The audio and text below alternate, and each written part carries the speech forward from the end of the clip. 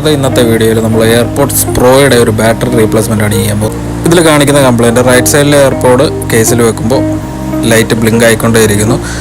അതുപോലെ തന്നെ ബാക്കപ്പ് തീരെ കുറവായിരുന്നു. ലാസ്റ്റ് ഇങ്ങനൊരു കംപ്ലയിൻ്റ് ആയപ്പോഴാണ് നമുക്ക് സർവീസ് സെൻറ്ററിൽ എത്തിയത്. അപ്പോൾ നമ്മൾ ഫസ്റ്റ് ചെയ്യാൻ പോകുന്നത് അതിൻ്റെ ബാറ്ററി ഒന്ന് റീപ്ലേസ് ചെയ്തിട്ട് കംപ്ലയിൻറ്റ് സോൾവ് ആകുന്നുണ്ടോ എന്ന് നോക്കുന്നു.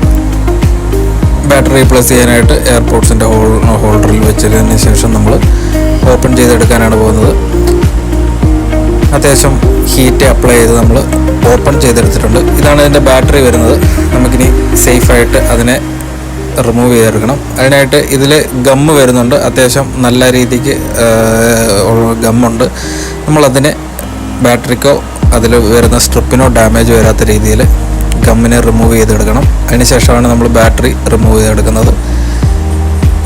വളരെ സേഫായിട്ട് നമ്മളിത് റിമൂവ് ചെയ്തെടുത്തില്ലെന്നുണ്ടെങ്കിൽ അതിൽ സ്ട്രിപ്പ് വളരെ തിന്നാണ്.